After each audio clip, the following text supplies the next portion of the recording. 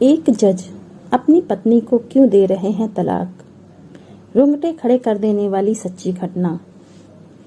कल रात एक ऐसा वाकया हुआ जिसने मेरी जिंदगी के कई पहलुओं को छू लिया। करीब 7 बजे होंगे। शाम को मोबाइल बजा। उठाया तो उधर से रोने की आवाज। मैंने शांत कराया और पूछा कि भाभी जी, आखिर हुआ क्या। उधर से आवाज आई, आप कहाँ हैं और कितनी देर में आ सकते हैं। मैंने कहा, आप परेशानी बताइए। और भाई साहब कहाँ हैं, माता जी किधर हैं, आखिर हुआ क्या। लेकिन उधर से केवल एक ही रट कि आप आ जाइए। मैंने आश्वासन दिया कि कम से कम 1 घंटा पहुंचने में लगेगा। जैसे तैसे पूरी घबराहट में पहुंचा। देखा तो भाई साहब, हमारे मित्र जो जज हैं, सामने बैठे हुए हैं।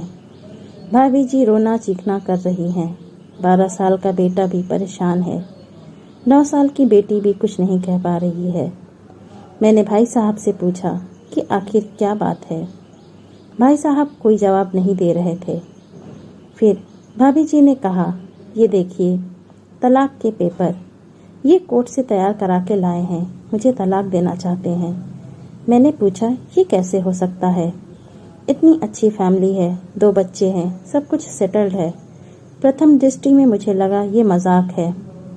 लेकिन मैंने बच्चों से पूछा, दादी किधर हैं।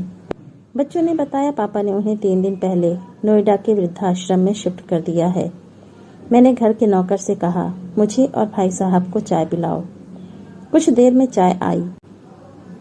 भाई साहब को बहुत कोशिशें की चाय पिलाने की, लेकिन उन्होंने नहीं पी और कुछ ही देर में वो एक मासूम बच्चे की तरह फूट फूट कर रोने लगे।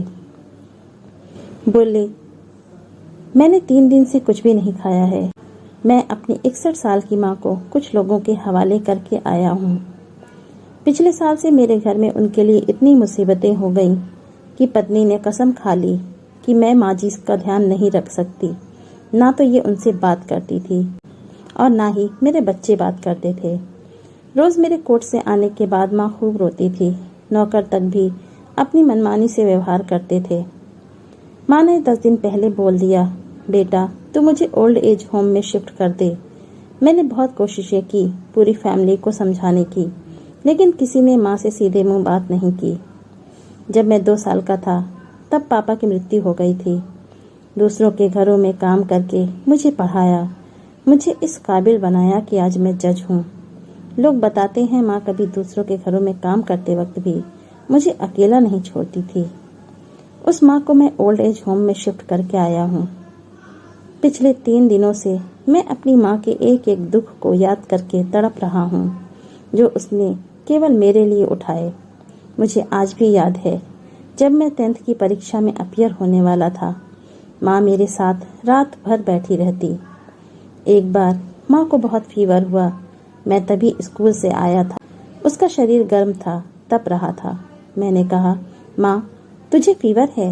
हंसते हुए बोली, अभी खाना बना रही थी इसलिए गर्म है। लोगों से उधार मांगकर मुझे दिल्ली विश्वविद्यालय से LLB तक पढ़ाया। मुझे ट्यूशन तक नहीं पढ़ाने देती थी कि कहीं मेरा टाइम खराब ना हो जाए। कहते कहते रोने लगे और बोले, जब ऐसी माँ के हम नहीं हो सके तो हम अपने बीवी और बच्चों के क्या होंगे। हम जिनके शरीर के टुकड़े हैं, आज हम उनको ऐसे लोगों के हवाले कर आए जो उनकी आदत, उनकी बीमारी, उनके बारे में कुछ भी नहीं जानते। जब मैं ऐसी माँ के लिए कुछ नहीं कर सकता तो मैं किसी और के लिए भला क्या कर सकता हूँ। आज़ादी अगर इतनी प्यारी है और माँ इतनी बोझ लग रही है तो मैं पूरी आज़ादी देना चाहता हूँ। जब मैं बिना बाप के पल गया तो ये बच्चे भी पल जाएंगे। इसीलिए मैं तलाक देना चाहता हूँ। सारी प्रॉपर्टी इन लोगों के हवाले करके उस ओल्ड एज होम में मैं रहूँगा। कम से कम मैं माँ के साथ रह तो सकता हूँ। और अगर इतना सब कुछ करके माँ आश्रम में रहने के लिए मजबूर है तो एक दिन मुझे भी आखिर जाना ही पड़ेगा। माँ के साथ रहते रहते आदत भी हो जाएगी। माँ की तरह तकलीफ तो नहीं होगी। जितना बोलते उससे भी ज्यादा रो रहे थे। बातें करते करते रात के 12:30 हो गए। मैंने भाभी जी के चेहरे को देखा। उनके भाव भी प्रायश्चित और ग्लानि से भरे हुए थे। मैंने ड्राइवर से कहा, अभी हम लोग नोएडा जाएंगे। भाभी जी और बच्चे, हम सारे लोग नोएडा पहुंचे। बहुत ज़्यादा रिक्वेस्ट करने पर गेट खुला। भाई साहब ने उस गेट कीपर के पैर पकड़ लिए। बोले, मेरी माँ है, मैं उसको लेने आया हूँ। चौकीदार ने कहा, क्या करते हो साहब? भाई साहब ने कहा, मैं जज हूँ। उस चौकीदार ने कहा, जहाँ सारे सबूत सामने हैं तब तो आप अपनी माँ के साथ न्याय नहीं कर पाए, औरों के साथ क्या न्याय करते होंगे साहब। इतना कहकर हम लोगों को वहीं रोककर वह अंदर चला गया। अंदर से एक महिला आई जो वार्डन थी।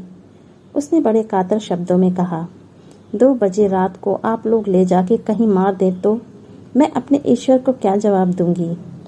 मैंने सिस्टर से कहा, आप विश्वास करिए, ये लोग बहुत बड़े पश्चाताप में जी रहे हैं।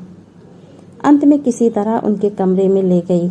कमरे में जो दृश्य था उसको कहने की स्थिति में मैं नहीं हूँ। केवल एक फोटो जिसमें पूरी फैमिली है, और वो भी माँ जी के बगल में, जैसे किसी बच्चे को सुला रखा है। मुझे देखी तो उनको लगा कि बात न खुल जाए, लेकिन जब मैंने कहा हम लोग आपको लेने आए हैं तो पूरी फैमिली एक दूसरे को पकड़कर रोने लगी। आसपास के कमरों में और भी बुजुर्ग थे। सब लोग जागकर बाहर तक ही आ गए। उनकी भी आंखें नम थीं। कुछ समय बाद चलने की तैयारी हुई। पूरे आश्रम के लोग बाहर तक आए। किसी तरह हम लोग आश्रम के लोगों को छोड़ पाए। सब लोग इस आशा से देख रहे थे कि शायद उनको भी कोई लेने आए। रास्ते भर बच्चे और भाभी जी तो शांत रहे, लेकिन भाई साहब और माता जी एक दूसरे की भावनाओं को अपने पुराने रिश्ते पर बिठा रहे थे। घर आते आते करीब 3:45 हो गया। भाभी जी भी अपनी खुशी की चाबी कहाँ है ये समझ गई थी। मैं भी चल दिया, लेकिन रास्ते भर वो सारी बातें और दृश्य घूमते रहे। माँ केवल माँ है, उसको मरने से पहले न मारें। माँ हमारी ताकत है, उसे बेसहारा न होने दें। अगर वह कमज़ोर हो गई तो हमारी संस्कृति की रीढ़ कमज़ोर हो जाएगी। बिना रीढ़ का समाज कैसा होता है, किसी से छुपा नहीं। कुछ भी करें, लेकिन हमारी जननी को बेसहारा बेघर न होने दें। अगर माँ की आंख से आंसू गिर गए तो ये कर्ज कई जन्मों तक रहेगा। यकीन मानना, सब होगा तुम्हारे पास, पर सुकून वो नहीं होगा। सुकून सिर्फ माँ के आंचल में होता है। उस आंचल को बिखरने मत देना।